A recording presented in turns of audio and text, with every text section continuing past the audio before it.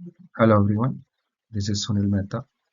IS 1200 का series का ये सेकंड वीडियो है, जिसमें हमने पास्ट वीडियो में देखा था कि जनरल रूल्स क्या क्या रहेंगे और हमारी सीरीज में क्या कौन से वीडियो आने वाले हैं। तो उसी में से एक पार्ट अभी हम स्टार्ट कर रहे हैं फॉर द अर्थवर्क। जनरली कोई भी कंस्ट्रक्शन साइट में स्टार्टिंग फेज हमारा अर्थवर्क ही रहता है, और अर्थवर्क से हम अपना कोई भी बिल ऑफ क्वांटिटी निकालना वॉट एवर जो भी स्टार्ट करते हैं। तो जानते हैं IS 1200 पार्ट 1 1992 अर्थवर्क का फोर्थ रिवीजन है। तो इसमें कौन से रूल्स दिए हुए हैं, कौन से कंक्लूजन हमको निकालना है इस कोड से, जो हमारे बिलिंग को स्मूथ कर सकते हैं। तो जनरल रूल्स की बात करें तो हमारे बुकिंग ऑफ डायमेंशन LBH रहेगा, जो जनरली हर एक आइटम के लिए सेम है। बट जनरल इन्फॉर्मेशन के रिगार्डिंग मैं आपको सारे डेटा दिखा रहा हूँ, तो हमारा पूरा IS कोड यहाँ पे कवर हो जाएगा। मेजरमेंट हमारा जैसे मीटर में हम लेते हैं, तो नियर बाय लेंथ हमारी 0.01 मीटर स्क्वायर तक का मेजर करना है। एरिया हमें 0.01 मीटर स्क्वायर तक का, और क्यूबिकल हाइट हमें 0.01 मीटर क्यूब तक का लेना है। इनसे हमें दो डिजिट तक को लास्ट में जाना ही है, बराबर। उसके बाद रहा हमारा वर्क ऑफ सेपरेटली मेजरमेंट, मतलब कहाँ से हमें सेपरेट मेजरमेंट मिल सकता है। तो अंडर वाटर कंस्ट्रक्शन कुछ कम कर रहे हैं, तो वहाँ पे हमको अलग से सेपरेट कंस्ट्रक्शन मिलेगा, जैसे वाटर टैंक का वर्क हो गया या जो भी हमारा एक्स्ट्रा आइटम है। फिर जहाँ पे एक्सवर्सन करने के बाद अगर कुछ फॉइल पड़ता है, जैसे मिट्टी हमारी गिर जाती है कई बार, तो उस केस में हमको अलग से मेजरमेंट मिल सकता है। आइडियल कंडीशन में अलग से मिल सकता है, और स्नो एरिया में अगर कोई एक्सवर्सन करते हो वो हमको अलग से मिलेगा। अब कौन से एरिया है जो हमारे एक्सवर्सन के आइटम में इंक्लूडिंग रहते हैं, जो हमको अलग से नहीं मिलते हैं। कि पर्टिकुलर हमको ड्राइंग देने के बाद जैसे साइट पे एक्सवर्सन करने के लिए हमें साइट रेडी करना रहता है। जैसे साइट क्लीनिंग हो गया, जैसे साइट लेआउट हम करेंगे कि कहाँ पे हमारा बिल्डिंग पोर्शन आ रहा है, तो फुटिंग के एरिया से हम कितना वाइड हम मतलब लाइन दूरी को मरवाते हैं या चूना मरवाते हैं, या फिर जो भी हम लेइंग करते हैं, तो उसका पैसा हमको अलग से नहीं मिलता है। साइट क्लीनिंग हो गया, ग्रास वेजिटेबल कटिंग हो गया, फिर हम बैरिकेडिंग करते हैं या ब्रेंचेस करते हैं, तो उसका पैसा हमको अलग से नहीं मिलता है। हम एक्सवर्सन चेक करवाने के लिए जैसे इंस्पेक्शन के लिए प्लैंकिंग या शटरिंग करते हैं, जो भी हमारा इंजीनियर है वो जहाँ पे साइट चेक करेगा, तो अगर उसके लिए हम एक्सेसिबल कुछ एरिया बनाते हैं तो उसका पैसा भी हमको अलग से नहीं मिलता है। अगर फॉर्मेशन हम डीप एक्सवर्सन करते हैं, तो डीप एक्सवर्सन में क्या रहता है कि हमें स्टेप बाय स्टेप एक्सवर्सन करना रहता है। स्टेप बाय स्टेप एक्सवर्सन करने के बाद हमें हमारा मटेरियल नीचे पहुंचाने के लिए हम अलग से उसका कुछ एक्सवर्ट करते हैं, या तो रैंप एक्सवर्ट करते हैं, रैंप के लिए हम कुछ अलग से वहाँ पे लिंक बनाते हैं, तो उसका पैसा भी हमको अलग से नहीं मिलता है। अगर हम एक्सवर्सन बारिश के मौसम में स्टार्ट करते हैं, तो इसके इसके अगर बारिश का पानी भर जाता है, डी वाटरिंग का पैसा हमको अलग से नहीं मिलता है।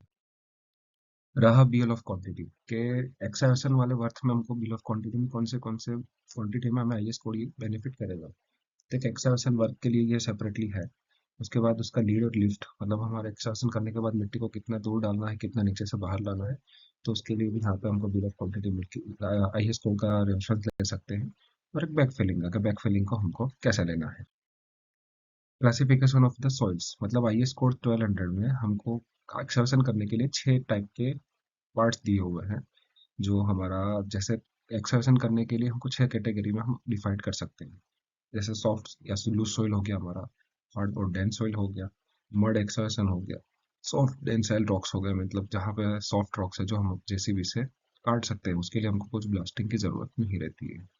और पर्टिकुलर हार्ड रॉक, तो हार्ड रॉक में हमारे दो डिमांड रहते हैं, या तो हार्ड रॉक हम ऐसे एरिया में कट कर रहे हैं यहाँ पे का मतलब प्रोहिबिटेड है, मतलब वहाँ पे कोई ना कोई ऐसा रेसिडेंट एरिया है या तो कुछ इंडस्ट्रियल एरिया है कि जहाँ पे हम वहाँ पे ब्लास्टिंग नहीं कर सकते। और एक रहता है कि जहाँ पे हम इंडस्ट्रियल एरिया, मतलब जहाँ पे हम लोकल अथॉरिटी से दूर रहते हैं, तो उस केस पे हम ब्लास्टिंग कर सकते हैं। तो उस तरह के 6 कैटेगरी IS कोड में दे रखी है। तो हर एक का अपना मोड ऑफ मेजरमेंट है, कैसे नापा जाता है, क्या क्या एक्सवर्सन के टाइप्स हैं, तो हम आगे देखते हैं। फर्स्ट लास्ट हो गया टाइप्स ऑफ एक्सवर्सन। तो डिफरेंटली हमारे IS कोड में हमको डिफरेंट डिफरेंट एक्सवर्सन के टाइप्स दे रखे हैं। तो पर्टिकुलर काफ़ी सारे इंजीनियर ऐसे होंगे जिनको पता नहीं रहता है कि एक्सवर्सन का हम कौन सा कोड यूज़ करते हैं, और मतलब कहाँ पे क्या नापा जाता है और किस हिसाब से देखा जाता है। जैसे हमारा सरफेस ड्रेसिंग एक्सवर्सन हो गया, तो सरफेस ड्रेसिंग एक्सवर्सन कहाँ नापा जाएगा। सरफेस एक्सवर्सन किसको बोलेंगे, रफ एक्सवर्सन किसको बोलेंगे, एक्सवर्सन ओवर एरिया कौन सा बोलेंगे, और एक्सवर्सन ऑफ ट्रांजिशन फाउंडेशन, ये तो सबको ही पता है। तो पर्टिकुलर सरफेस ड्रेसिंग एक्सवर्सन इसको कहा जाता है कि जो पर्टिकुलर समझ लीजिए कि आप 150 mm तक की थिकनेस का कोई एक्सवर्ट कर रहे हैं, जो साइड पे आप एक्सवर्ट करने के लिए या साइड ड्रेसिंग के लिए या तो इंफ्रास्ट्रक्चर डेवलपमेंट के लिए आप जैसे लैंड को क्लीनिंग करते हैं, तो सरफेस ड्रेसिंग एक्सकैवेशन में जाएगी। सरफेस एक्सकैवेशन मतलब वो एक्सकैवेशन हो गया जिसमें आप 300 mm तक की डेप्थ का एक्सकैवेट करते हैं, तो वो हमारा सरफेस एक्सकैवेशन हो गया। ये सरफेस ड्रेसिंग और सरफेस एक्सकैवेशन ही हमारा स्क्वायर मीटर में नापा जाता है। मेजरली जो बड़े बड़े एक्सकैवेटर से साइड हमारे जो डेवलप होते हैं, जो वैसे उसको मास एक्सकैवेशन बोलते हैं या रफ एक्सकैवेशन बोलते हैं, तो रफ एक्सकैवेशन का मीनिंग क्या है? रफ एक्सकैवेशन मतलब वो हमें सिर्फ खोद के दे देगा, वो पीसीसी के लिए हमको ड्रेसिंग करके बिल्कुल नहीं देगा। मतलब समझ लीजिए हमने किसी कॉन्ट्रैक्टर को हायर किया जिसको एक्सकैवेट करके हमको साइड देना है, तो हमने उसको एनजीएल लेवल से दिए रखा है कि भाई आपको 3.5 मीटर तक को हमको डेप्थ खोद के देना है।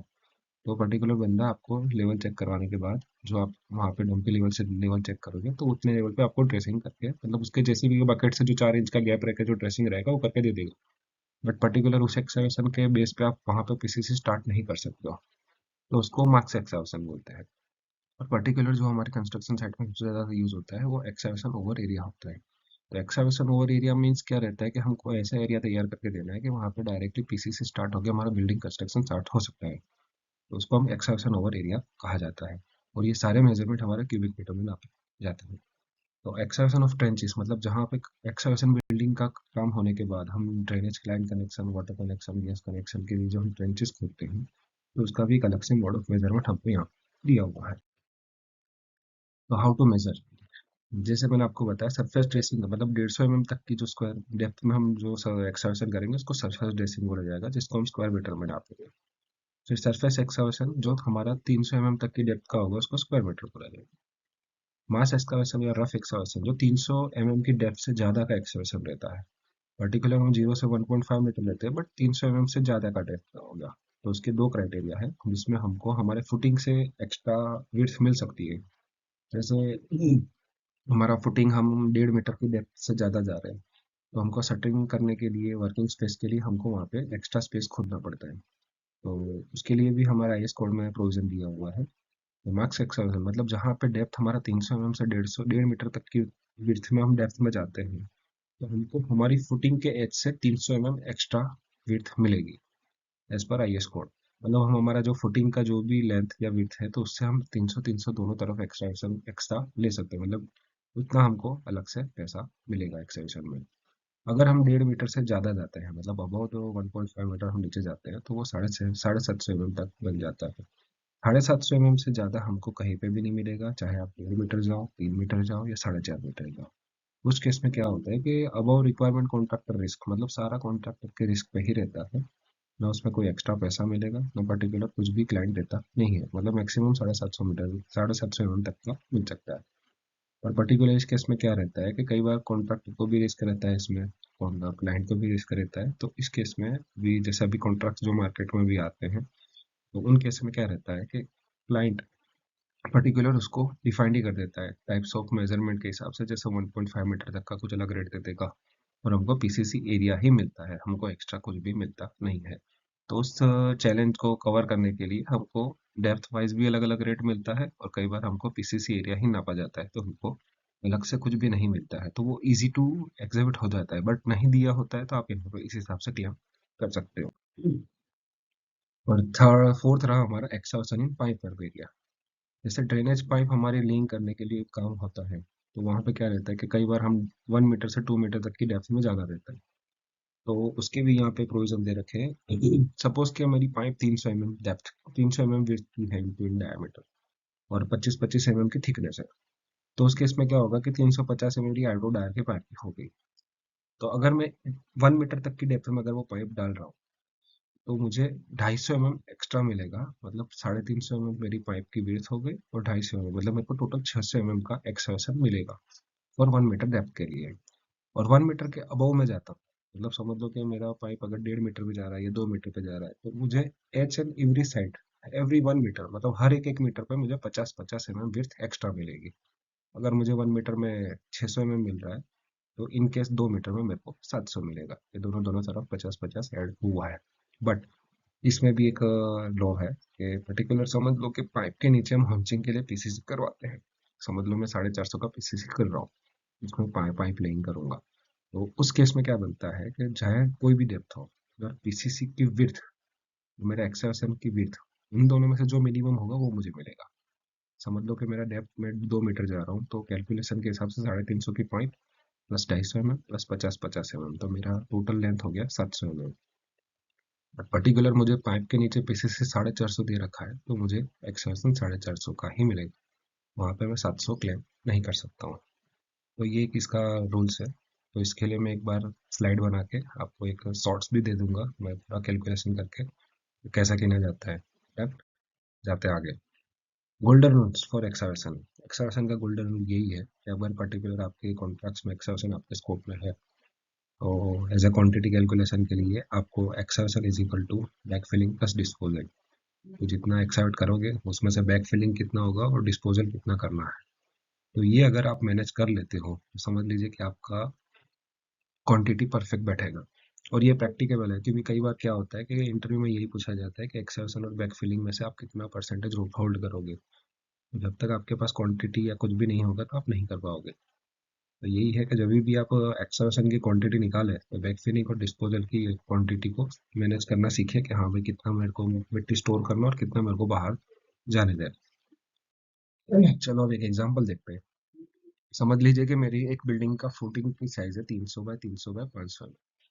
कॉलम की साइज है 600 बाय 750। और फुटिंग डेप्थ मेरे को दे रखा है 3 मीटर तक। मतलब 3 मीटर के नीचे से मुझे फुटिंग स्टार्ट करना है। तो पहले मैंने आपको बताया कि मेरी डेप्थ 300 mm 3 मीटर तक जा रही है, मतलब पर्टिकुलर 1.5 मीटर से ज़्यादा। तो मैं 750 mm एक्स्ट्रा क्लेम कर सकता हूँ। तो मेरी लेंथ हो गई 300 प्लस 750 मतलब 3.750। और वेट भी 3 इंटू 1.75 मतलब 3.7। तो मेरा वॉल्यूम क्या रहेगा 3.75 इंटू 3.75 इंटू डेप्थ। डेप्थ में प्लस और माइनस में 3 मीटर है, तो मैंने 3 मीटर कैलकुलेट करके ली है। तो मेरे एक्सवर्सन की टोटल क्वांटिटी आएगी 42.186 क्यूबिक मीटर। ये तो रहा एक सिंगल एग्जाम्पल की बात। समझ लीजिए कि आपकी बड़ी साइड है। ऐसा तो है नहीं कि एक्सवर्सन करने के बाद एक ही बिल में आपका सारा खत्म हो जाएगा। कई बार हमारी साइड ऐसा रहता है कि प्लेन बीम आने तक हमको कैलकुलेशन रहता है कि एक्सवर्सन हो गया, बैक फिलिंग हो गया हमारा, कुछ 5 फुटिंग का एक्सवर्सन कर लिया, फिर बाद में हमने फिर 5 फुटिंग का एक्सवर्सन किया। तो उस केस में क्या रहता है कि हम आरए बिल रहे समझते हैं कि आरए बिल क्या होता है। तो आरए बिल में फर्स्ट एक्सवर्सन क्वांटिटी मैंने क्लेम किया हुआ है, जैसे मेरी फर्स्ट साइड स्टार्ट हो रही है तो फर्स्ट एक्सवर्सन मेरा क्लेम हुआ है। सेकंड आरए बिल में मैंने रिमेनिंग एक्सवर्सन क्वांटिटी क्लेम किया हुआ है। थर्ड आरए बिल में मैंने बैक फिलिंग स्टार्ट किया, मतलब मेरा काफ़ी सारा फुटिंग एग्जीक्यूट हो चुका है और मैंने वहाँ पे बैक फिलिंग स्टार्ट कर चुका हूँ। तो बैक फिलिंग की क्वांटिटी कई बार आ जाएगी। और आर एफ फोर में समझ लीजिए कि मतलब वहाँ तक मेरा काम खत्म हो चुका है, मतलब मैं प्लेन विंग तक के पोर्शन में आ चुका हूँ और मेरा नीचे का एक्सवर्सन खत्म हो चुका है। तो उस केस में क्या रहेगा कि जब भी आपका क्वांटिटी एक्सवर्सन का खत्म होने आए तो आप पर्टिकुलर वही हमारा जो गोल्डन रूल्स है